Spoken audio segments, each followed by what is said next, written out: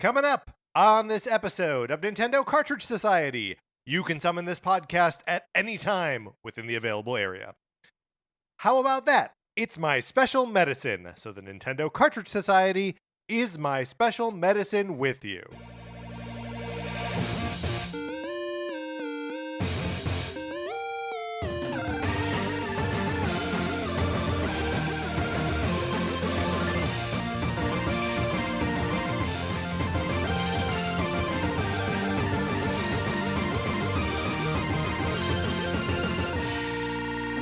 Welcome to Nintendo Cartridge Society. My name is Patrick Ellers, and I am joined, as I am always joined, by my co-host, Mark Mitchell. We've got a good show for you today. We're going to be talking about the news from the week, and then on Thursday, come on back, because we are going to be also going on back to the Kongs, ranking them, that is, re-ranking them, it really is. But Mark, in the meantime, how's it going? It's going great. Although I have to admit that I'm a little shocked by something that What's happened recently in the Discord.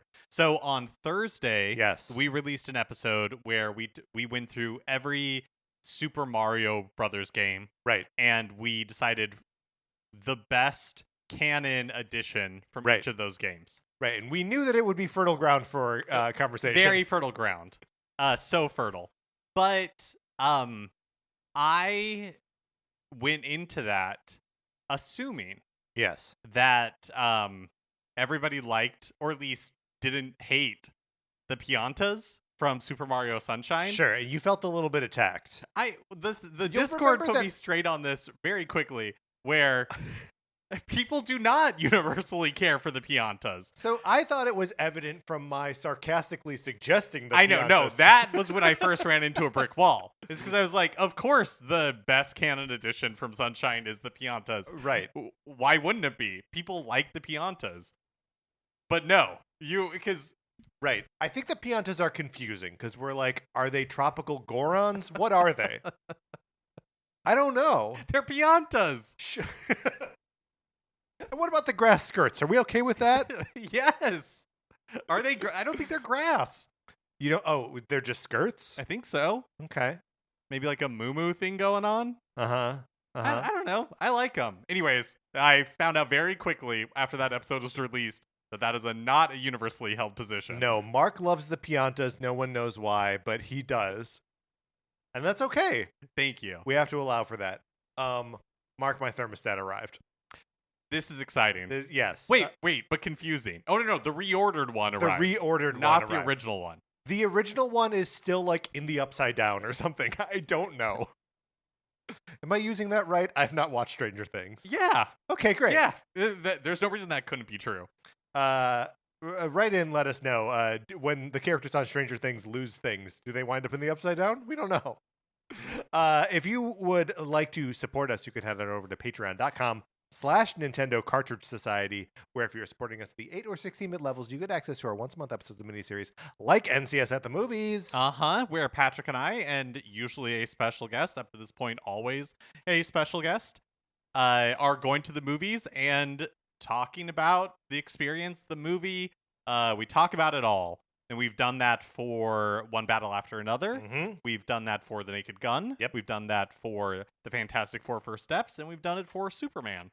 And we'll be doing it in October for Tron, probably. Tron, probably.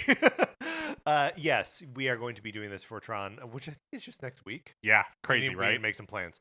But yeah, so check that out if you're interested in that. Also, we are, if you would like to follow us for free on Patreon, we have made the first season of NCS Detective Club available for everyone who follows us, even for no money over there.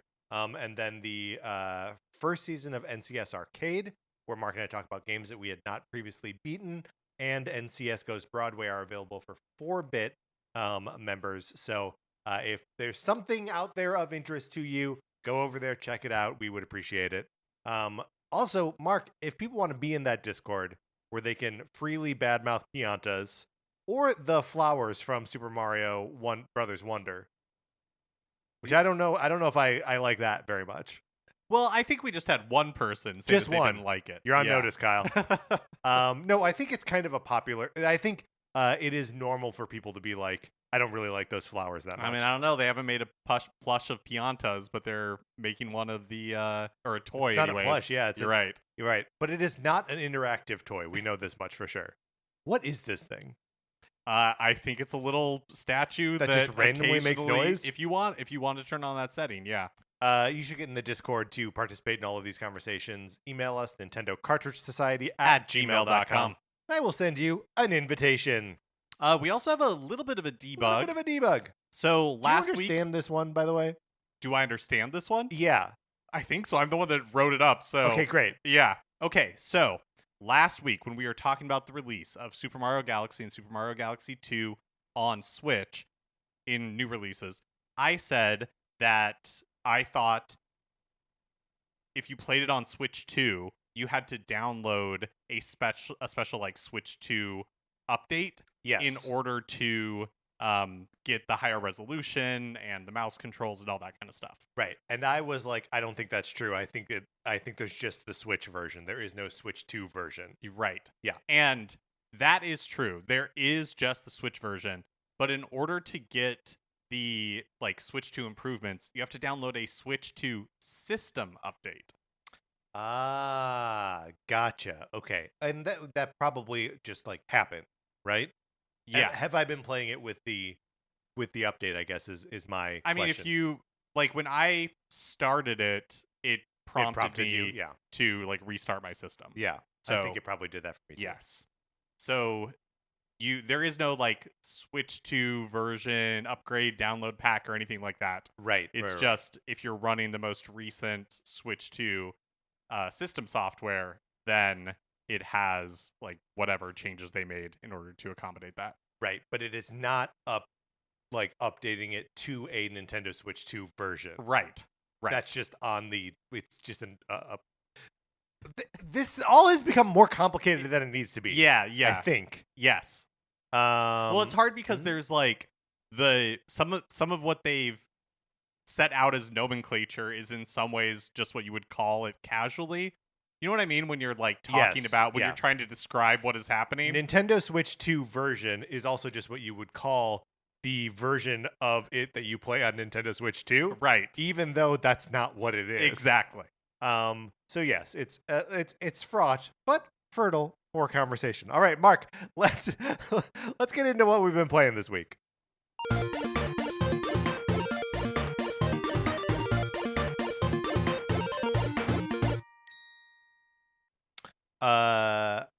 Can I start with the Hades 2 update? Yeah, please. So the last actually we've not talked about this on the show. I just told you the last time we recorded because I delayed our record by a half an hour because I was on a really good run in Hades 2. And I was like, Mark, show up half an hour later. I need more time.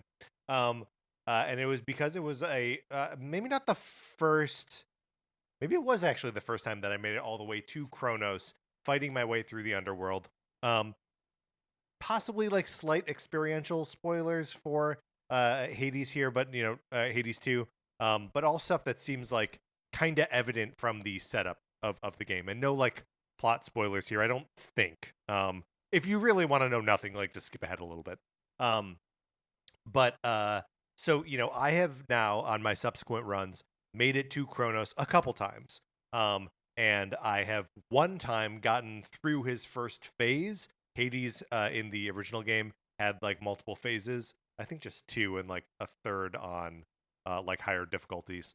But so I made it to his second phase, got rolled kind of immediately.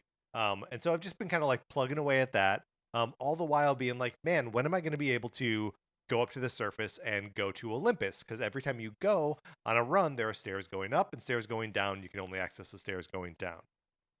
So I finally got the materials needed to recite the incantation to open the staircase up to the surface. And I was like, great, cool. Going up there, going to figure out what's going on up there. And after the first encounter, then you get hit with a chthonic curse, which starts to deal damage to you at like a regular interval. And every time that interval passes, the damage doubles. So, it's like 6 seconds or something like that. So you take 1 damage, 2, 4, 8, 16, and really quick, you're toast, right? Because like you go into it, with like between 30 and 60 health, depending on like how you're outfitted and stuff. And you don't have time to get health upgrades before you get like just whittled all the way down. At which point it's like, okay, so how do I approach this? And then I see there are new incantations to counter that. But to do that, I've got to go back into the underworld.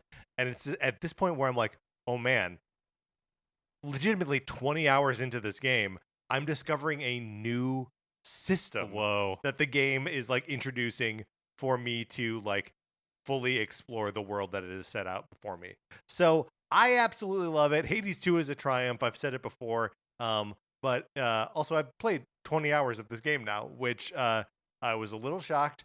That moment when the Nintendo Play counter switches over from first played 9 days ago to you have played at least this many hours is always like a sobering experience. I feel like, okay, what first of all, that is really cool. Yes. It's cool to figure out because the first time I was asking you and you were showing me Hades 2 and you were kind of explaining the deal, you like that was something that you already had in your mind. It's like what happens when I go up those stairs. So that's fun to find out. Yeah, that I mean it's so weird because I will probably never play Hades 2, but I love hearing about it. Like it seems like such a cool game. That's good because I'm going to yeah. Okay. Talking about the Nintendo Switch like play counter. Yes. That it tells you how many hours you've played approximately. Right. When does it turn that neon like green color? Do you know what I'm talking about? Like if you look at your very most like top played games. Yeah. Like for me, like Breath of the Wild is one of them where I think I don't know, maybe like 100 hours or something in that game. And the play counter is a different color. Right. It's like highlighted. Yeah. And I'm not sure the condition for that happening. Does it just do that for your highest one? Yeah, I don't know. Maybe. Yeah. Maybe that is what it is. I'm not really sure. For me, that would obviously be Tetris 99, which I think I have like 500 hours. Amazing. But I'm really not sure. Well, I continue to make my way through Dragon Quest 3 HD 2D, and I've also been playing Super Mario Galaxy 2, and I think they're kind of a good balance for each other. Right. Over the weekend, I was putting I started with Galaxy, then I went back with Dragon Quest 3. I am maybe like 4.5 hours or something into that game. I think that's what it said on my last save, and I'm really enjoying it. There's something very just kind of like classic standard about it that is enjoyable to me. Like it's a turn-based RPG, and right. I don't know, it's almost like comfort food rather than I wouldn't say that the experience is blowing me away or anything, but I'm just having a fine time kind of plugging away at it. Which, like, for as much as, I think we like Dragon Quest as a series, I do think that, like, sort of base level, like, I'm enjoying myself, but not really being blown away. I feel like that's sort of Dragon Quest bread and butter. Mm-hmm. Although, like, there were, like, the moments in 11 for where sure, you're like, whoa, something wonderful happening here. But, yeah, I do just feel that, like, at their best, they are, like, a cozy, like, nice, comforting experience. Yeah, I will say that the game, I wouldn't say encourages you to grind, but there is definitely, like, you enter a new area and you're like, oh, I need to spend some time with these enemies before I can and like level up before I really want to take on whatever the next like dungeon or challenge is I'm going to be going into, because it got to when I was first starting the game, I had my companions just kind of they were on auto, so I would give them a tactic like, you be the healer, like you focus on healing, you focus on just go ahead and use all of your MP, and we'll just try to knock these out as fast as possible. But I've gone to the point where it's like, oh no, it makes the most sense that I need to be giving commands, that I need to everybody. Them. Which is kind of a fun point to hit, because RPGs just aren't that fun when you're just auto battling all the time, or at least one like this, where there's not much of a story, there's no interaction between the characters really, so you're playing for the the combat, combat. kinda, yeah. Yeah. It's so interesting. Like I do as I play a Dragon Quest game, I always like waffle back and forth between like the auto battling and like being like, no, I want more control over this. And then sometimes where I'm just like, no, it's fine, they got it, you know. Or sometimes where I'm like, they got it for this guy, but this guy I need to babysit. Oh yeah, that's definitely true. And it also depends on what enemies you're Totally. running into. Right. But yeah, I'm having a good time. Should we Mario talk about Galaxy. Let's Galaxy? talk about Galaxy. So I'm playing Super Mario Galaxy #1. Mark, it sounds like you're playing #2. Yep, that's right. So I did when the Super Mario 3D collection, 3D All Stars came out. I didn't play. I really didn't play much of any of the games in the collection because I had regular access to 64 already. But was that true? Was Mario 64 was Nintendo 64 out at that point? No, No, I I don't guess think not. so. So maybe I did play Mario 64. But Sarah was playing Galaxy at the time, and I was like, that's fine. My like secondhand experience of her playing that will be my experience. So for me, it has been since the Wii that I played Super Mario Galaxy. So I'm perfectly content to have. I'm still in the first like observatory thing, and just having a blast. The game's great.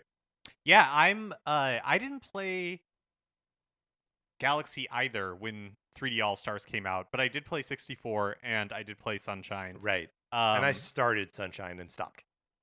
but I did pick up Galaxy, I don't know, maybe at like a year, 18 months ago, something like that, for a little bit.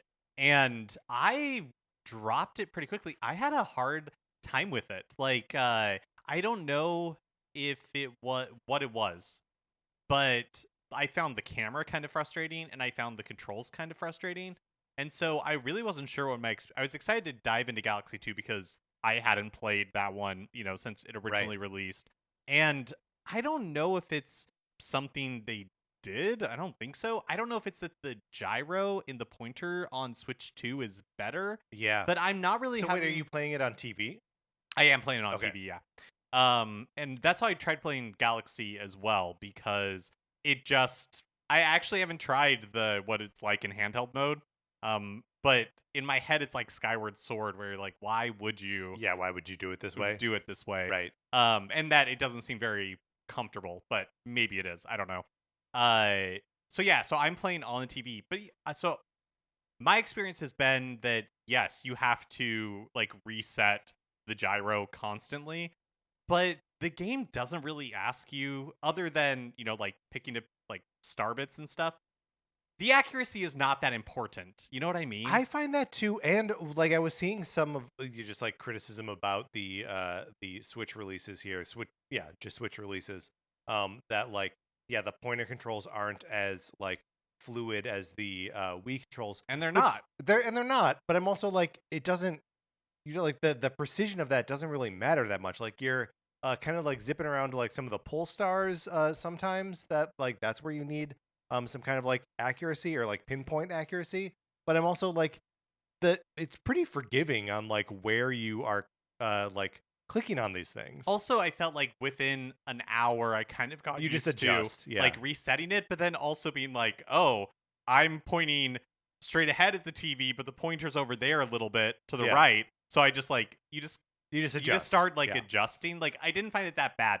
In the beginning, it felt noticeable and I felt like I was constantly like correcting it. But after playing for a little bit, that kind of melted away. The thing that I'm enjoying Galaxy 2. I'm also not super far in it. I just beat Bowser Jr.'s not Bowser Jr. He shows up and then there's one of those like dragon things, Yeah, dragon sure. bosses that you're Mhm. fighting for the first time. So I just did one of those. I'm in like the second world or galaxy or whatever. But what I am missing is the observatory. And Rosalina hasn't Sure. shown up yet, so I don't know. But you know that she will, which is weird. Right, and there's going to be like a new storybook, and so I'm interested to see how that is all presented. Does it show up on Spaceship Mario? Like, what is the deal? But I find Spaceship Mario to be a poor substitute for the observatory. Here's the thing with Spaceship Mario. It's just so much more streamlined. Yeah. Like the whole game is, right? Yes, like totally. the world map and everything. Yeah, Like, yeah. absolutely. And a world map that's like you go right. You know, Yeah. like, occasionally you get to choose between up and down, but mostly it's just you go right. Uh-huh. Yeah, look, the Comet Observatory is very cool. It's a cool space to be in, but I remember getting sick of it, or not. If not sick of it, just wanting to burn through it to get to the next chunk, For sure. and that like traveling up to some like weird little part of it so I can get to the new Can galaxies be annoying. can be annoying. Yeah, but the thing is, Spaceship Mario is only somewhat better in that regard because at least in the beginning hours of the game, they keep taking you back That's true to to do stuff Spaceship on it, Mario yeah. to be like, "Hey, did you know this thing existed?" Or you encounter Captain Toad or Yoshi or whatever for the first time, then they take you back to Spaceship Mario to be like, "There's that Toad. You You can should go talk talk to to them, them." right? And so, yeah, but I totally know what you mean. I think I miss the observatory as a space that exists, Uh huh. but you're total like I don't even know how to describe it, like the coziness of that space Right. and like the kind of ethereal feeling it has. It's so But you're funny. right, traversing it can be a huge pain in the butt. It's like the difference between when you start playing Breath of the Wild and you are like to get from one part of the map to the other, you just gotta like run over there or like somehow catch a horse and so you feel like you are really part of a living world. But then eventually you're like you unlock all these areas and you're like, I'm just gonna fast travel there. Yeah. And it's like this is faster and better, but also worse because I'm not experiencing it. So yes, there are strengths to both, I guess. It's also funny how the game, and I had totally forgotten this, like front loads Yoshi. It's like Yes. Yoshi is in this game, and then he disappears. And then he's gone for a while. yeah, Yeah. it's like the opening of Jurassic Park. Got dinosaurs. Uh-huh. Dinosaurs are here. This is the promise, and then we're taking away the dinosaurs for a while until he comes back later. It's really just the one dinosaur, right? That raptor that they have to shoot. Uh-huh. Shoot her! And then for a while they're like, no, people. Yeah, yeah. Yes. So I don't know. The game looks pretty good. Yeah, the game looks fine. I think that's the other thing that's been notable to me is that once you get in it, it's just been like, oh, this is another Mario game. Mm-hmm. And I mean that in a very good way, where I'm not thinking about the graphics really. Kind of think Mario's face looks weird during the cutscene where he's like grabbing the superstar or whatever. Yeah, what's interesting is I do think that there are ways in which like the normal Mario stuff doesn't look that good in these games. But so like in both games you start like in the Mushroom Kingdom on Earth, I guess whatever, on the planet, and then you get sucked into space through, whatever. Yeah, it's drop. funny how much the second one is just like, we're just doing the first Same one thing, again. right? Yeah. And in both cases, that opening area, or I guess it's been a while since I've revisited too, but in the first one, it's like, oh yeah, this is maybe like the worst looking part of this game where they develop all these assets that they're not going to use this way. That the next time you see a bunch of toads somewhere, they're going to be on like scattered different planets and like you won't have to sell the reality of one contiguous space. Yeah. But as soon as you get up into space and there are like little planets and stuff, then it looks and feels great. Yes, but it is interesting going back to it where it's like, man, this is so different from Odyssey, which really is like one big Yes. world. Each kingdom is like a big world for the most part Totally. that you can just run around and explore. And this is more like they took the challenge rooms from Sunshine where they take Flood away and built a game around those elements plus adding the gravity, which sometimes the gravity and like messes with the controls. There's been multiple times where Mario will just run in a circle and I'm trying to get him to go what I perceive to be like left or right. Around it's sort of a miracle that it ever works. It is. Right? It is. Like there are definitely times when like you will go over like a saucer shaped planet, like you'll go over the ridge of it and you like don't change the direction that your thumb is pushing for Mario to run, but the camera has to like whoop all the way around and suddenly you are pushing up to make Mario go down. Yeah. And if you release the stick and then push down, he continues in the same direction, even though you've reversed so like it does feel like a minor miracle that it works at all. I do think that the game is has always used a lot of like it just kind of knows what it thinks you mean. in ways that are like almost a little bit spooky and or just like taking away it's like the illusion of real control over Mario.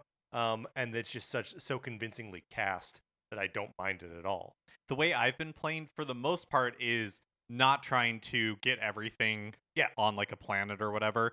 But if I like stumble across like I see a comet coin, Yeah. and I'm like, ooh, I know how to get that, but I messed it up this time. Like I need this power up, Then you and jump I don't back in have it for right it, now. yeah. Then I'll jump back in and get it. But otherwise, I'm just trying to make forward progress. But I haven't run into a swimming level yet, and that's what broke me in Galaxy. I thought the controls Yeah. were so bad.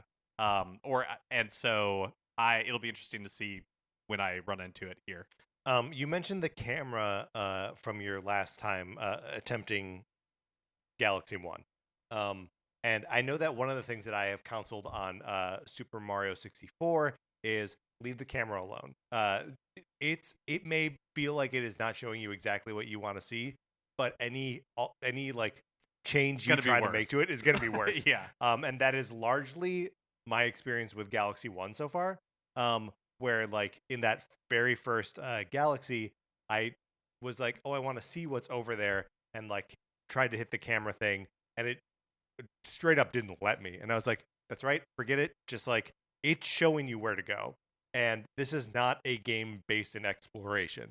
Yeah, that's interesting because I have found I don't remember when I tried to replay Galaxy 1, but when I'm playing Galaxy 2, there are times where it's almost like a Captain Toad type thing where it's like, Yes. oh, I actually want to see what's behind here, so I'll just press R to like reorient the camera behind Mario. And so that's basically how I'm Sure. using it, is just like I want to snap the camera behind Mario so I can like see what's behind this corner or whatever that I'm standing at. But yeah, otherwise I don't really think about trying to control the camera in Galaxy 2 anyways in my playthrough so far. Yeah, playing with Pro Controller? No, because I'm doing the no, I actually didn't even think about trying that. No, I've been using 2 Joy-Con because I want to I've been doing like the Wii experience of using one freely to pick up the star bits and stuff like that. I guess you could just use the gyro. I'm just doing that with the gyro in the I didn't even consider that. Which was not an option in the original Wii release, because the Wii Pro Controller, such as it was, had no gyro in it. Right. But had to be plugged into a Wii remote. But must have been an option on 3D All-Stars, but I didn't try playing it that way. I didn't own a Pro Controller, so wouldn't have been an option. Who can even remember 5 years ago anyway? All right, well, that's what we've been playing this week. Let's get into the new releases and what we might be playing next week. Sorry, I did have one more thing I just wanted to say about, which is so far I'm enjoying my experience more than I enjoyed it on when I tried to play the 3D All-Stars version of Galaxy, and I don't know why that is. And so that's kind of partially it's because Galaxy 2 is a better game. Yeah, that may be. Oh, this is what. But also I want to say it's interesting how Galaxy 2 drops you in, and like there were things I just could not figure out. I'm like, how do I jump off of Yoshi? Do you know what I mean? It's like, sure, because there's no later you go back to Spaceship Mario, and there's like signs that you can walk up to and be like, oh, press the jump button and ZR at the same time. You can get off Yoshi. But up to that point, it was like, I want to get up there, and I know if I can dismount Yoshi, but I could not for the life of me figure out the button combination to do it. Well, I'm glad that a sign told you how to do it. But fun. No, I looked it up before that. Oh, I see. But fun to have these games back, because even though they're, like 10, 15 years old or whatever, Galaxy 2 anyways, has held up well in a way that, like, when I replayed Sunshine, you're like, oh yeah, this feels like a retro experience. Yeah. And there are hiccups here and there with so far in Galaxy 2, but for the most part, you very quickly forget all that, and you're just like, this is a great Mario game. Right. You're just like awash in the like super fun experience. And Mario's wearing like a bee costume, and you're like, oh, this is the best thing I've ever done. Yeah, the power-up I encountered so far, the new one, is the like cloud hat. Do you remember that? Oh man, the cloud hat every is time so you shake, you make a little platform. You make a little platform. Yeah, and that's been fun. playing with and now we're just fully back in what we've been playing. Um, Playing with the Pro controller is so interesting because it just maps the shake to a button on the controller. Oh, well, I mean, that's how it is with the Joy-Con too. Like you can shake or you can press Y, I think it is. Sure. And it'll do the same thing. So I could also shake the Pro controller, but because that is also controlling my like Gyro. the motion and the Uh-huh. gyro, yeah. Then I'm like, no, I don't feel like that. That feels like too much instability. Oh, I see what you mean. Yeah, because Yeah. you're like the way you're gripping it, just It's the shake whole it thing, yeah. feels weird. Yeah, Um, totally. So yeah, that's just adventures importing Wii games, I guess is what this is. Mark, new Yeah, releases. for real. Now we're in Yes. new releases. So we're recording this on Sunday. So we're recording a little earlier than we normally do. So we don't know We don't know. what or if Nintendo's releasing a new soundtrack to Nintendo Music. And why might they not? I can't think of a reason. Just sometimes they don't. I mean, other than they added some tunes last week. That's right, they did. So late last week, they did add tracks to the existing soundtracks for Super Mario Galaxy and Super Mario Galaxy 2. Both of those were already available on the system. But they added a couple of new tracks. For Super Mario Galaxy, they added a new track, Good Night. Mm-hmm. And then on Galaxy 2, they added tracks Twins and Special Someone, which I think maybe is from like the new book that's in Galaxy 2. Twins, probably. I've seen some screenshots of the new book, and it's about like twin Lumas, whose names are basically Mario and Luigi. So yeah, that's probably new music because it is new to the game. And in maybe this that's release. where Good Night from Galaxy is from the new chapter, new chapter, possibly yeah. in the storybook. I don't know. I haven't encountered the storybook in Galaxy 2 yet. Kind of cool that they were including the information about both games being available on the Nintendo Music app in like the launch day trailer for Mario Galaxy. And the Galaxy 1 and 2. I really wish that they were taking more of a just like right up front, a new Switch game comes out, a new Switch 2 game, whatever, and the soundtrack is on Nintendo Music, and it's like all part of the same marketing push. Mm-hmm. Like it feels like that is the end goal of that thing, and not just like, have Nintendo Pinball soundtrack on your available on your phone. Well, end goal for fans, like end goal for people who are paying for it. I completely Yes. agree. Yes. Yeah. But I think we might have talked about this in passing before on the show. In my head, the reason why they don't is because they see it as Part of the thing you pay for when you exactly, buy the game. yeah. Yes. And so they'll put these like special tracks on there, but they're really like, if you want to hear the music from Bonanza, buy right. Bonanza. Yes, which is true, but also like they added an Emerald Rush like music track, right? Bonus tracks as a Uh-huh. bonus track, which is like something that you get for buying the DLC, Right. Right. So I don't know. I feel like having the music is like there's no one buying one of these games just so they can hear the music. Well, and maybe Right? maybe that is how they should do it. Is if you buy the game, Right. then it comes with like a digital soundtrack, because we know if you bought it like digitally or whatever, we have that attached to your Nintendo account. Right, because it So will it's always like- it'll show you like your games in Yeah. the Nintendo Music app. So like So maybe that splits Right. the difference, right? But also maybe they don't even know yet how they want to use Nintendo Music. Like maybe Right. they don't have a fully thought out plan. And so they're like, well, let's they just heard us asking for it and gave it to us. They did it as fast as they could. They didn't put a lot of thought into it. Right. But- It took 4.5 years. Yeah. But you know what I mean? Maybe they're like, well, let's try putting Right. these tracks from Yeah. Kirby not Star Allies, Kirby Air Riders, and let's try putting these things on Bonanza. Does it have an effect on how many people, that didn't Yeah, buy totally. Bonanza or didn't buy Emerald Rush? Like, do they play it on the Nintendo Music app and then buy Emerald Rush? Like, maybe they're trying to figure it out too. Yeah. Well, and because it is like truly uncharted territory, no one else has that like level of granularity knowing, because no one else has their own music app. Right. Right. So yeah, it's just really, what is there another like game publisher who has like a varied enough and legendary enough, maybe Square Enix, Yeah, and I do feel like, possibly Konami and Capcom. and Capcom. Those are the yeah. ones that I Yeah. would say, yeah. On Tuesday, Yes. today, well, when this episode releases, October 7th. Okay, I just want to call this out because it's a game called Sonic Wings Reunion. And I was like, is this a Sonic the Hedgehog game? Like a spin-off game? Some sort of like sky racing game? And it is not. Okay, good. It's just a sequel to like a anime shoot 'em up type thing. And I say that dismissively only because I don't know anything about it. But when I don't care. when I looked it up to and I don't think it's like based on an anime. It's anyways. It just looks like it, yeah. Yeah, exactly. All this to say it's not a Sonic the Hedgehog game. On Thursday, October 9th, Yuka Replayly is released digitally on Switch 2. The physical version, of course, coming in December. And then on... I don't need to make the same comment I always make about Yuka Replayly, right? You hate the name. I think the name is bad. Do you think you will buy this? I might. Okay. Although it's so hard to say because like I'm still very deep into Hades. Obviously, I've got 2 Mario Galaxy games to play, and a new Pokemon comes out in 2 weeks. So it's like I should just not. Right. And you can wishlist it when it goes on sale. Totally. Like, and it pick will. Yep.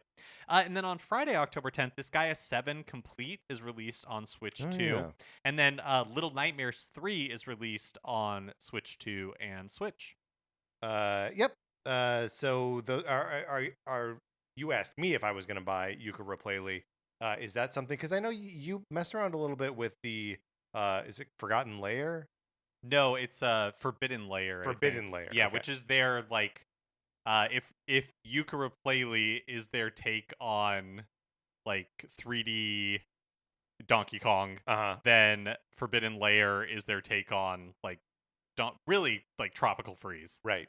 No, I don't think I am. The collectathon games were never really a part of my childhood or anything, so I don't have nostalgia for that type of game. Yeah. And so no, I don't think I will. It's so because like that because Banjo-Kazooie was a big game for me. I was like, yes, I'll pick up the original when it came out. And then I just remember being like wholly let down by it, which I know like is the narrative of that game, right? Right. Impossible Lair. Impossible Lair. There we go. Forbidden Lair, I think, is a level in Donkey Kong Bonanza. And Forgotten Lair, that's kind of something else. But so yeah, the Replayly is supposed to be like a mea culpa, like we fixed it sort of experience, not just in like we're representing it, but in like they actually made some smart gameplay decisions. So I don't know. I'm gonna wait for reviews and probably a sale. But all right, Mark, let's get out of the new releases. Which brings us to a regular segment on our show. It's time for 433. In 1952, American composer John Cage wrote a piece called 433, wherein a performer or group of performers didn't play their instruments for 4 minutes and 33 seconds. For the purposes of this show, our instruments are talking about Nintendo. So for the duration of one performance, 433, Mark and I will talk about something not at all Nintendo related, thus fulfilling the contract of the piece. This week, I was talking to my sister earlier today, and she brought up the Jetsons and that she tried to show the Jetsons to one of her kids. Oof. And that was exactly her reaction. That is tough. And she was, because she hadn't watched it in so many years, and then she did and was like, this is not very good. So not very good and like pretty like retrograde in its like that gender was exactly politics for her sure. point. Yeah. That was exactly her point. Where Judy's just like, I just want to be thin and go shopping. And Jane also just wants to go shopping, right? Yeah. So I want to rank classic Hanna-Barbera cartoons. And this time I made a list. Okay, great. Because don't want to have another ranking the green leafy greens. Where we only get to like 3 of them and and then run out. Yeah. Okay, and we're just talking about like the classics here, right? Like because there's been like a new like Jellystone show. That's right. Just the classics. Yeah. Well, and that's the other thing that's funny about all this is like, just because Ted Turner bought the like Hanna-Barbera library is the only reason that I know any of these exist. Because he's like, what am I going to do with this? And they created Cartoon Network because they needed something, a place to put them, to put all this stuff he bought. Yeah, it is very cool that like growing up we had access to these cartoons and like the Looney Tunes. That it was just like that like also Nickelodeon like needed content. Yeah. So these things just like showed up there all I the time. know Tex Avery's name because Yes. there was a whole, like a show that they would do around him. Okay, anyways. The Huckleberry Hound show. Do you know this one? I mean, I know Huckleberry Hound. Okay, I know of Huckleberry Hound, and I'm sure at some point I saw his cartoons, but I can't remember what his like game is, what his deal is. He must be a Southern gentleman, right? He's a Southern gentleman for sure. Beyond that, he's blue. He's right? blue. He has a bow tie And like a hat. Yeah, sure. Like a straw hat. A straw, Yeah. probably. Yeah, I don't know. Yeah, I don't know. Pretty low, I think. Quick Draw McGraw. Okay, so Quick Draw McGraw is like a horse that's a cowboy. Yeah, maybe but- a sheriff. Yeah, probably a sheriff. Yeah. I think I liked Quick Draw McGraw. He's slow-witted. You bet he is. But fleet of foot. Fleet of foot. I'm gonna put him ahead of Huckleberry Hound. Yeah, I think for sure. Does that make sense? Yeah. Okay, up next is the Flintstones. Okay, so for a long time I really liked the Flintstones. Mm-hmm. I think that there is like the mapping of like honeymooners, but in dinosaur times. Well, and I'd never seen the Honeymooners. Sure. Yeah.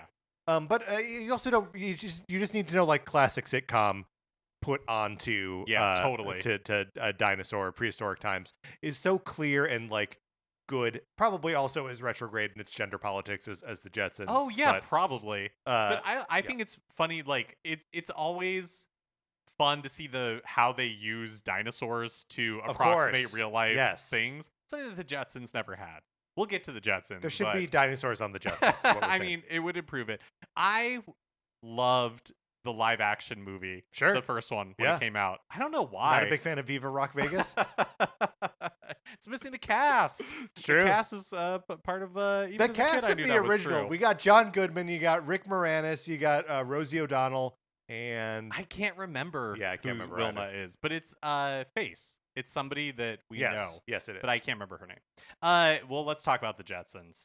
Jetsons for me goes right under the Flintstones because I love that Jetsons movie. Do you know the Jetsons movie? Is it the one where they meet the Flintstones? No, there is also that. But the Jetsons movie, George gets a job working on the spacely sprocket orbiting or asteroid. Oh no, I've never seen this. It's like he gets placed into a remote position at like there are like 3 people working on this like space station, and then like something goes wrong. It's great. It's got like a fun environmentalist like kind of message. Huh. It's a pretty good movie. Okay. Elizabeth Perkins is who played Wilma. There we go. No, I have never seen it. Was it like a TV? It must have been No, a TV it was movie, a right? movie, the theatrically released. Oh. Yeah. Huh. No, I've animated, never seen that. But yeah. The Yogi Bear show. So I am a big Yogi Bear fan, but that's because my dad was a really big Yogi Bear fan, and he would do the voice all the time. Yogi or Boo Boo? Yogi. And would he make you do Boo Boo? He wouldn't make me do anything. That's where we're at the end of our time here already. Okay, I'm just gonna. We gotta rank Yogi Bear, and then can we talk about Johnny Quest? Yeah.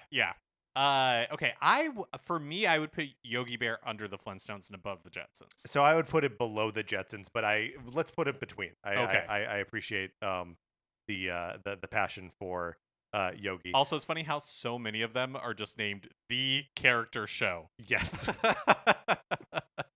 In fact, all 5 are either the characters or the character show. Next up was Johnny Quest.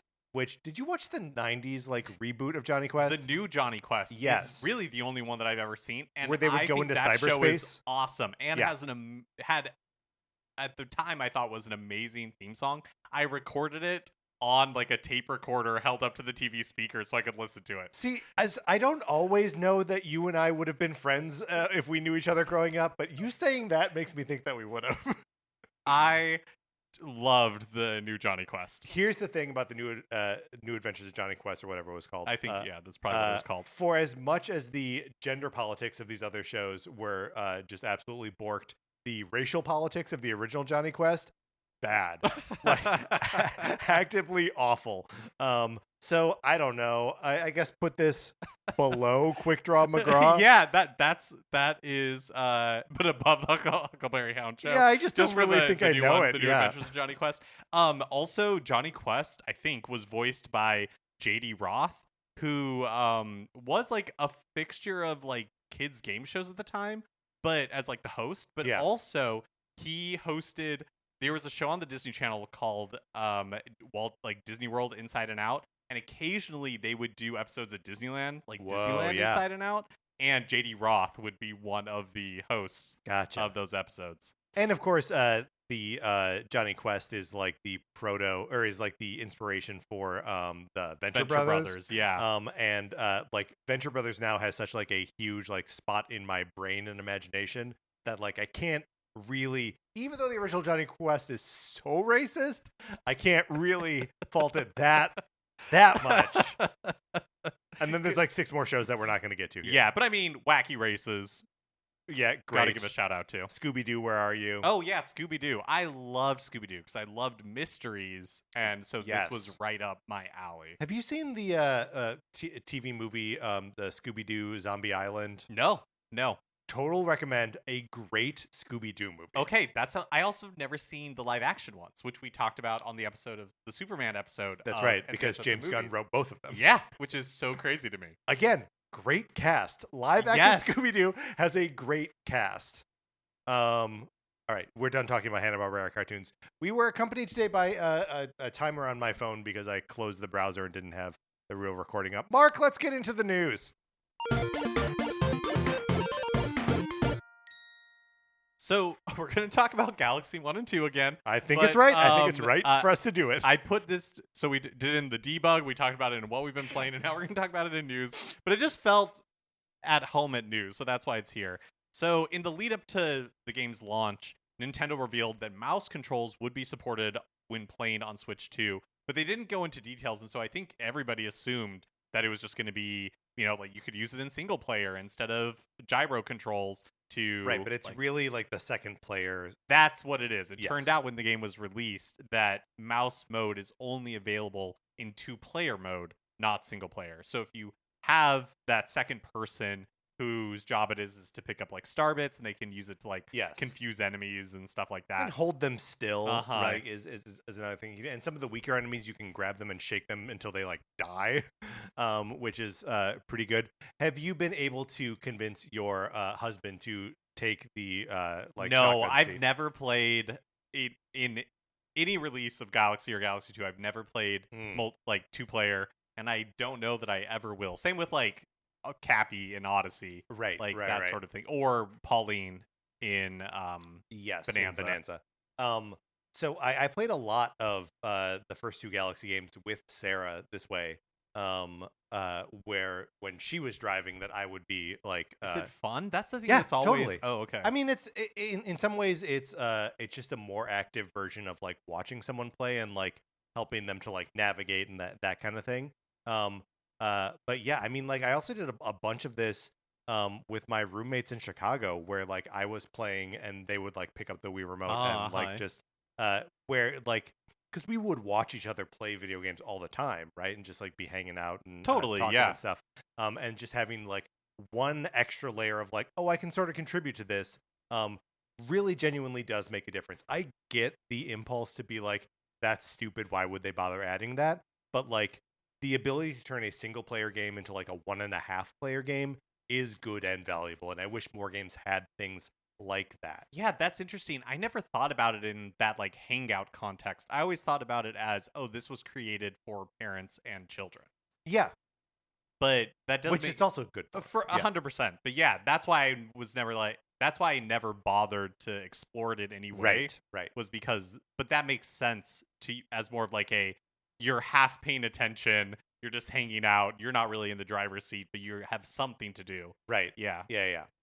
I don't know. This doesn't bother me. The fact that it's just in. Oh yeah, no, I think that's actually the way it should be. Because otherwise, like you're taking your right Joy-Con and like putting it down on the table real fast. But doesn't that? Well, I guess you would just leave it there, right? Like all the time. I guess, but don't you also have to like shake it to make Mario do his moves? Yeah, but you could just like shake it on the table. Suppose, yeah. I mean, I don't know. The thing that it's making me wonder, because my initial thought was like, well, that doesn't seem like a very comfortable way to do platforming. But then Metroid Prime 4 is kind of asking you to be actively on the buttons as well. Right. Well, but like the platforming is happening on the other hand. right?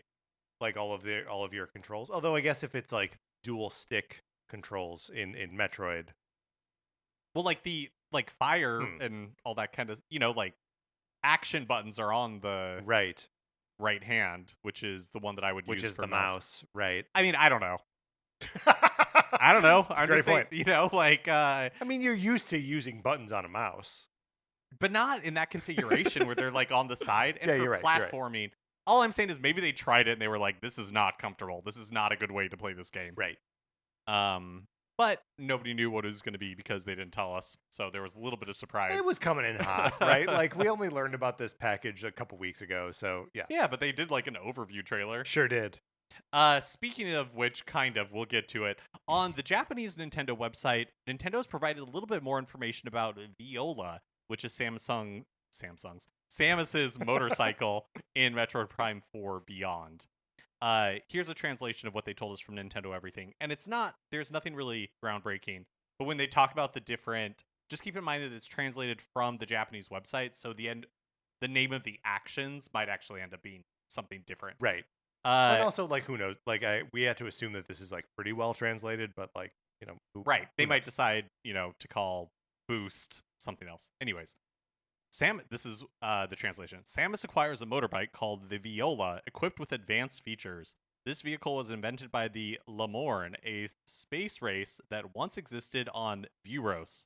So, Vuros, of course, being the name of the planet. yeah, that like forest planet that we've seen. Which is spelled View, like the word view, Rose. Which feels like it's a pun that we don't get yet. Does that feel true to you? Yeah, no, it does. Also, we've seen the Lamorn in one of the trailers, or like the ghosts or something, whatever it is of the Lamorn. Right. Well, and he was on New Girl, right? He was on New Girl as well. Yeah, yeah. Riding the Viola allows for swift travel across the vast expanse of the unknown planet, Vuros. In addition, special actions can be used while riding to combat enemies and destroy ores scattered across the surface, allowing you to explore uncharted territory. So that's definitely a case where like they're not going to call that ores in the official English. I'm not even sure what that could be referring to. I destroy ores. I would assume that means like big rocks. Yeah, big rocks and like to extract ore or whatever. So, which is like, is there crafting in this game? What is that? Why are you finding ore? So special actions. Boost. Temporarily boost your speed, knocking enemies back or shattering ore. There we go. Power slide. Sliding Viola sideways while boosting, known as a power slide, will send enemies or and other targets flying. Projectile. Fire a projectile that tracks your target. The projectile can lock on up to 5 enemies at once, attacking them and then returning like a boomerang. There's no way they're calling that thing projectile, right? Right. But so yeah, it's like a homing missile that comes back to you, or yeah, like a boomerang, I guess, kind of type of thing. Summon Viola at any time within the available area. Love this. Dismounting Viola will return you to Samus's perspective and resume your exploration. So I just wanted to hang on the anytime within the available area implies to me that this game is not going to be like a huge open area game for all of it, or even for most of it. There will be designated areas that are more open where the Viola can be summoned. I know. Do you know what I think of as Arkham Knight? Where it's like, and now you're in the city and you can drive the Batmobile around, because that was a big selling point of that game was the Batmobile is here. But you were always like in that city though, right? Like there wasn't like a separate area that like there was just space where you could in fact be in the Batmobile tank thing. Yeah. And it's one of the things that I clocked when they first showed the Viola off, where like, wow, that sure seems to be a desert with nothing in it. Right. So I don't know. I don't want to be. I'm getting Twilight Princess vibe from it. Yes. I don't know if we've talked about that before, if we've made that comparison. No, I don't think so. But like, it feels like you're riding around on Epona in Hyrule Field, and it's like a pretty featureless Hyrule Field, but like as a hub for access to all the other cool stuff around there, occasionally occupied by enemies and maybe a couple times by bosses. Like that's okay. Yeah, I mean, it's not the most exciting part of that game. It's okay. Yes, exactly. I mean, the reason why I feel like the reason that exists is because they came up with horse combat, and then we're like, well, how do we make this work in this game? What's interesting is like the horse combat is fairly limited, right? Like you can swing your sword and you can bow and arrow, right? Like that's really all you can do. This like I don't know, the whole concept of like the power slide is like that feels like a little bit more kinetic or something. Like I just if this works, I think it could be very cool. I don't know why I don't have confidence in it working I though. don't either. And part of it is just I feel like they are not marketing this like a game they're very excited about. And I know they have True. stuff coming up before, this is 3 major games away for them. Yes. They have to get through Pokemon first, and Pokemon, I think, they're anticipating to be huge. And then they have Hyrule Warriors, which The first one will sold get a like 6 marketing beat. million Yeah, copies. Yeah. and then they'll get to Metroid Prime 4. But And there's by first one, I mean Age of Calamity. right. The second one. Arguably the third. Always forget that the first Hyrule Warriors exists, even though that was released on like 3 different systems. Right, but so like you're right that it doesn't they're not really in we have to push this game now mode. And we are 2 months away. But it's reading as We don't why really are care why about it. are you not pushing this game at all? But it's also like Retro has yet to put out like a bad game, Yeah, that's true. right? Like they've made one great Donkey Kong game, one pretty good Donkey Kong game, and then like 3 Metroid games of varying quality, right? Uh-huh. But all like pretty good. Yeah, totally. Pretty good at their worst. Yeah. And excellent at their best. So like is it enough for this game to be pretty good, or like are we gonna get a swing and a miss? Well, the other thing is that to me it just feels like the third Metroid Prime game, to my memory, maybe I'm getting this wrong, but to my memory, they're like, and now you can drive the ship. Right. Like, we're introducing that for the first time. You're at least in the cockpit. Like, Yeah. you're not really like actively flying it, but you are. Like, inside the ship Yes. and everything for the first time. And then, I don't know, this just kind of feels like, well, how do we do Right. Okay. But more? the place where I'll push back against, because like the now you're flying the ship is like a thing where you're like, yes, Samus has a ship. She should fly the ship. We've Let's never find seen a way. inside the ship. Yeah, let's find a way to make that happen. But like, Samus rides a motorcycle was not on your list of things that you No, wanted it's from true. her, It's right? true. Like that must have been born out of like we have a fun motorcycle riding mechanic. Let's put it in the game. Yeah. No, that's true. I guess. I hope. yeah. Totally. Because I guess that what I'm realizing as we're talking about this, what I wanted out of Metroid Prime 4 was like a back to basics. Yes. Was like, okay, this is the fourth one, but we're treating it like a reboot. brand new Yeah. thing.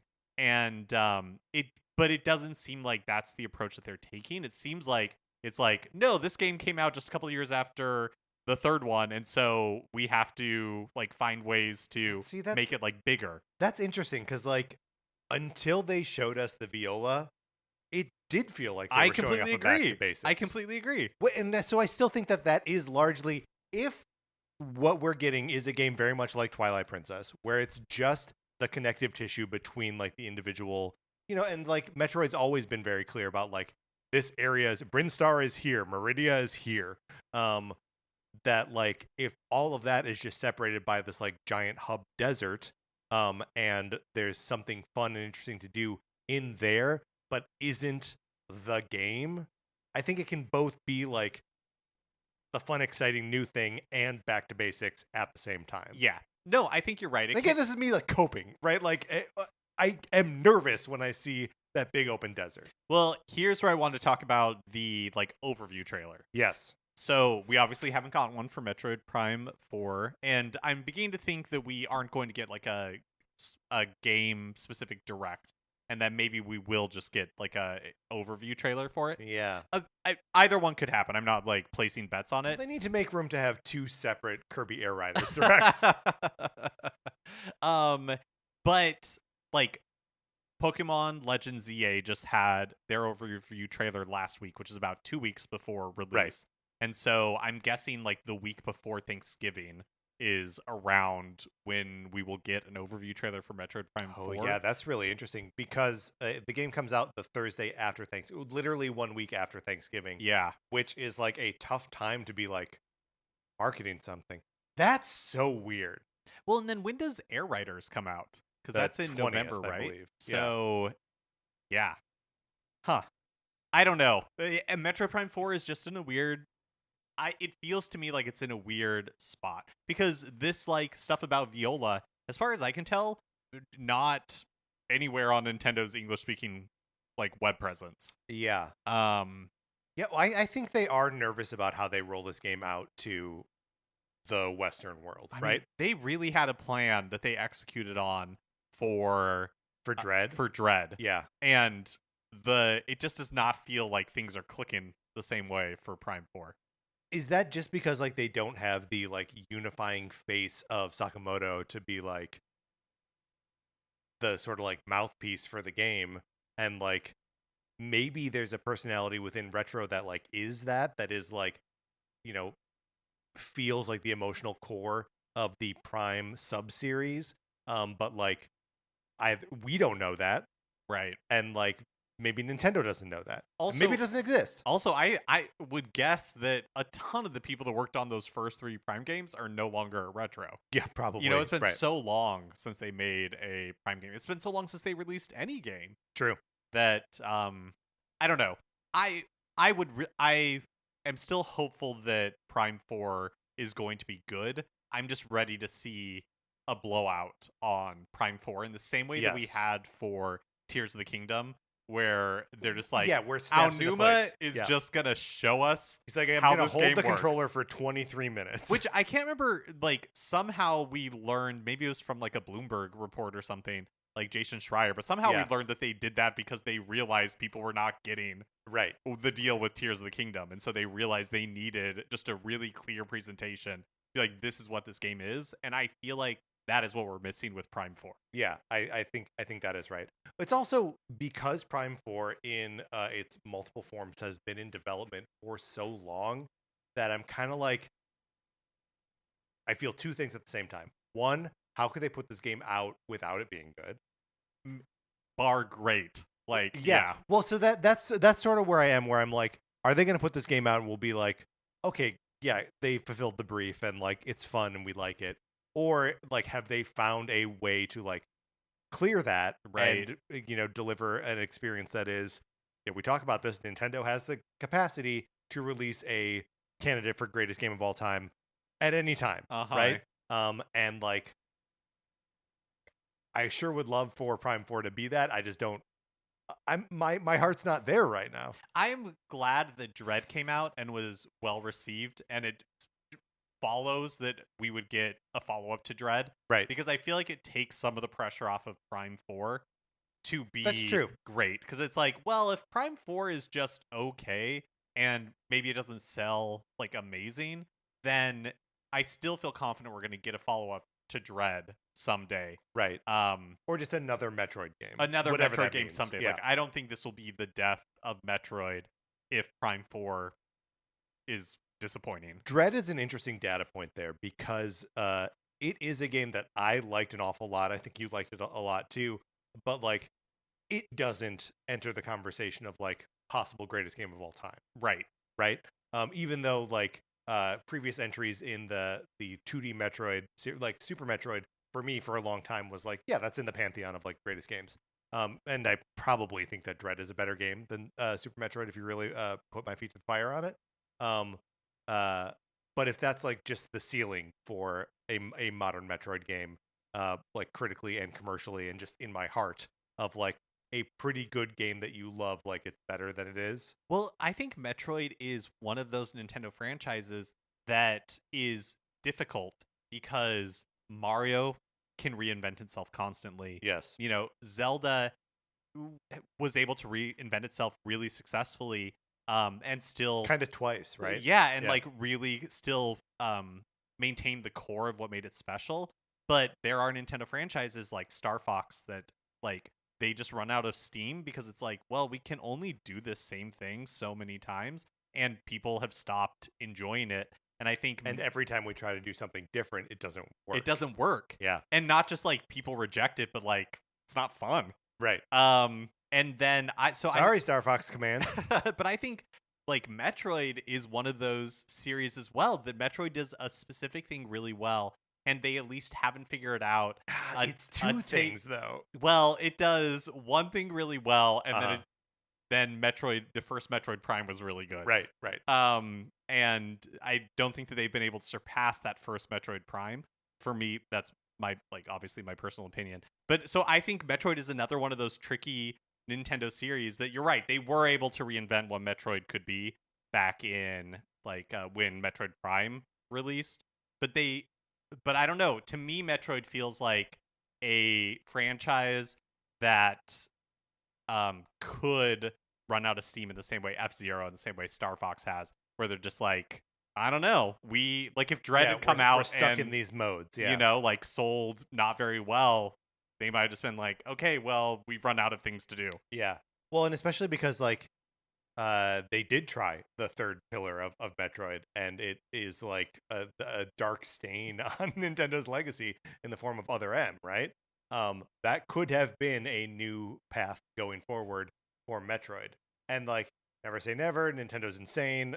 They could do a sequel in that style, or a Metroid game in that style, but like, I kind of feel like they learned their lesson from that. Right. Well, especially, it was so focused on the Wii features. Like, if Right. you want to shoot a rocket, you have to. You have to You know- turn your thing at the screen. It goes into first person mode. Yeah, like there's a lot going on in Other M that but you're right. And maybe they will finally crack that.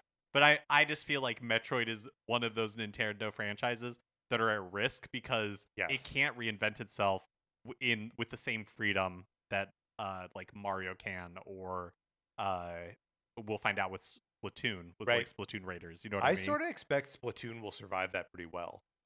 Like The world is so rich. the world is so rich, and like the fandom is so big, and all people really want is like an action game with those characters. If that action is, because like Splatoon itself is many games in one, right? Because Salmon Run is like its own thing, and Side Order is like a roguelike within that. And the single player play, you know what I mean? Yes, Like yes. in and of itself has adventure-y elements to it. Totally. Yeah. I don't know. It again, I don't think the stakes are that high for Metroid Prime 4, except that it's been in development for so long, and I think like the stakes aren't high, but I think expectations are. Yeah, I agree with, and this is I think a place where the stakes are misaligned between a publisher Fandom and audience. Yeah. Yeah. And also fandom and like general Nintendo game playing audience. Yeah. After releasing on other platforms in February last year, Persona 3 Reload is coming to a Nintendo platform later this month, finally, when the game releases on Switch 2 on October 23rd. But why is the game not also releasing on the original Switch? Because it released on, PlayStation 4 and all that. Speaking to the Japanese site 4Gamer, general producer Kazuhisa Wada says that they looked into a Switch version, but the port would have required significant changes that would have delayed the release by a year. So they decided to focus on the Switch 2 instead, which could, as I'm interpreting it, means that like the Switch 2 is a more straightforward porting process, whereas to get it running on Switch, they would have had to do like a lot of custom work. Well, and it makes sense that like you say, like scaled down to PlayStation 4, like that's the Switch 2 is more powerful than that, right? And but not by a lot. And the original Switch, there are a lot of PlayStation 4 games that didn't make it to the original Switch. True. I have to say, Uncharted 4 didn't make it. Yeah. Oh, great example. I have to say, Persona fans don't seem to be feeling the Switch 2 port. There's a demo available, and the consensus that I saw when I was looking this up seems to be that it's not a great port of the PS4 version. Isn't this weird? I mean, I know we are early days of Switch 2, and like they weren't necessarily getting dev kits out to people in a timely fashion, but it seems like there is a gulf, and I don't really know what causes this, where like the Final Fantasy VII remake team is like, yeah, this is actually pretty smooth, pretty good. We liked it. And the Resident Evil team is also like, yeah, good. We're enjoying this. It's going really fast, and we're so fast we're putting out 3 games on the same day. And then Atlas being like, or not even that they're saying like, "Woof, we can't do Yeah, it." that's the weird thing is they're saying the reason why we chose the Switch 2 is because it was Right. like at least way easier than what it would take on Switch. But I guess like the results that we're seeing are so varied. Like some ports to Switch 2 are good, some are bad. But I like how much of that is just how much the developer and publisher cares, right? Is Yeah. Atlas looking at this as, hey, we released this over a year ago on a bunch of other platforms, so we've sold like a ton Yeah. and we've made our money back. This is whatever we make on Switch 2 is gravy, so we're not going to spend a bunch of time or money to actually make this a good port. We're just going Right. to get it out the door.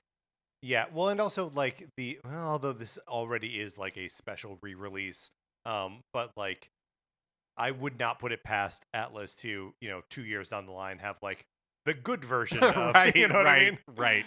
Yeah. On Switch 2. Yeah. Yeah. GameStop recently had a promotion for free download codes for a shiny Corridon or Miradon in Pokemon Scarlet and Violet. Unfortunately, the distribution was a bit of a mess. It coincided with the release of a new trading card game pack on the same day, so it was Scalper City USA, with the codes grabbed quickly and many ending up on eBay for like crazy prices. They also only had, I think it was like between 50 and 100 for each store or something like that. Sure. So went really quickly. On Saturday, which means by the time this releases on Tuesday, they're probably already gone. But on Saturday, GameStop announced that they worked with the Pokemon Company and they had additional codes available. No purchase was necessary, but they only had 50 per store.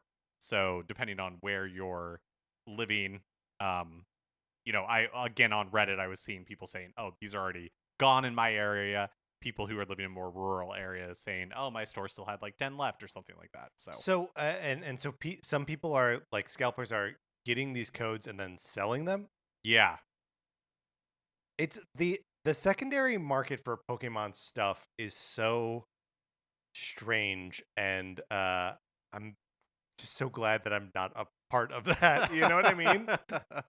No, it is uh It's cutthroat. and it's kind of mind-blowing to me how um competitive Pokemon has become. And it's all driven I guess by speculation and people. It's like kind of like a self-fulfilling prophecy, right? Because people are like, these are going to be tough to get, so the Right. scalpers are like, well, I'm going to be out front to And get get as many them. as I can. Uh-huh. And Right. then so it just continually keeps happening and happening and spirals up, and you know, the feeding frenzy like drives the market for more feeding frenzies. Right. Well, it's just interesting that like, why doesn't GameStop have the ability to just create infinite codes for these shiny Corridon and Miraidon? Allegedly, what they're saying on Reddit is that like the Pokemon Company is the one who's providing the codes to them, and they are the limiting factor. Right. Well, and that's what I'm saying is that like why, and it's just like Pokemon has always lived in the space of like the scarcity that you experience in the games needs to reflect the scarcity in the real world. Or I guess I have that reversed. That the real world should reflect the scarcity from the games. Um, and it's just like, well, but why though? Like, what do you as the Pokemon Company get out of that? Right. When you can just like provide, just send the, and I guess it's to get people into GameStops, but like let them generate codes. But like, and I'm sure that they would deny this, but from a like cynical perspective, it's like why people accuse Nintendo of doing artificial like like creating artificial shortages. Right.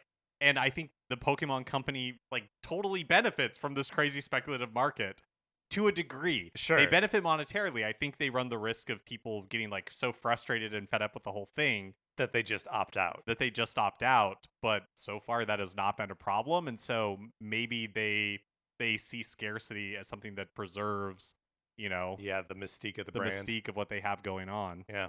And like drives people to not sit back and wait and to be like, well, if I'm interested in this thing, I'm going to buy it immediately because otherwise I may never get it. Yeah.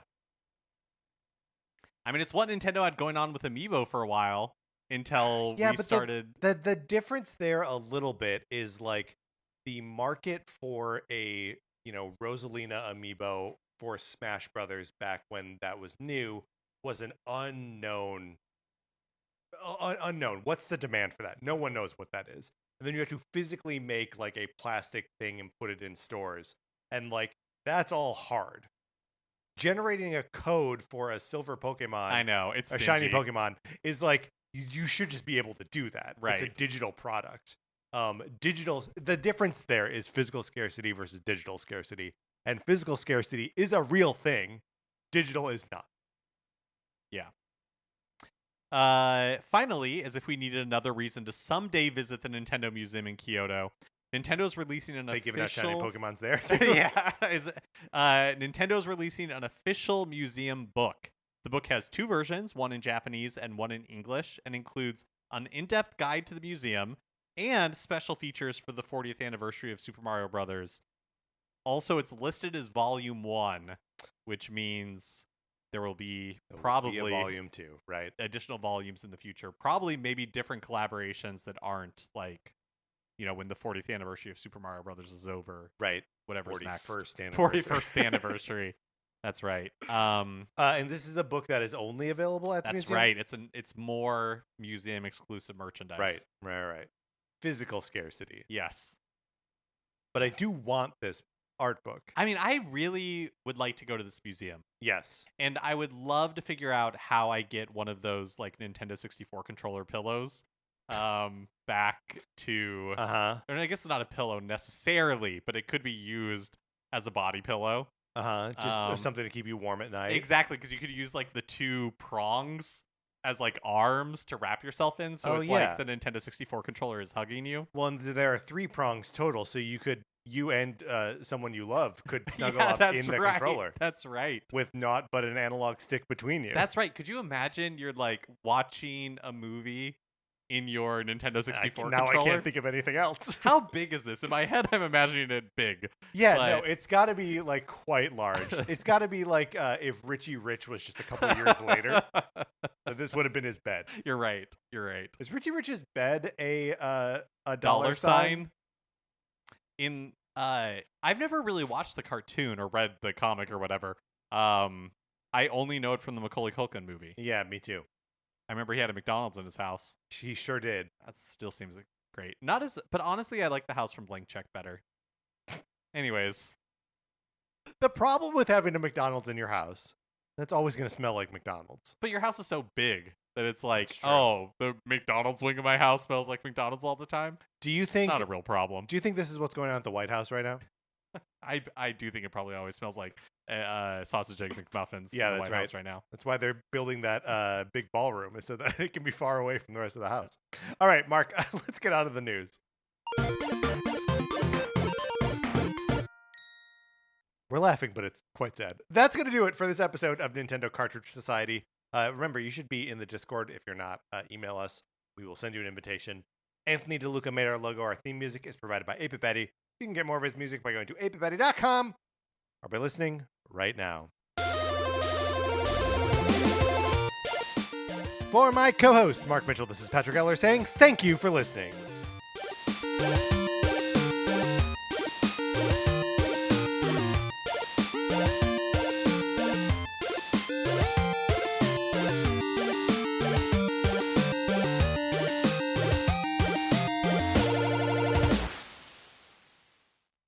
Yeah, get in the Discord. Let me, especially if you like Piantas. I need a little backup in there. Sure. Nobody was willing to back me up. No, Mark is a lone soldier on this one. And I know it's not true. I know somebody likes Piantas because they keep showing up in things. That is true. That is the part that we have yet to reckon with. Is that if the Piantas are so bad, why do they keep coming back? They're not that bad. Here's the thing: they are though.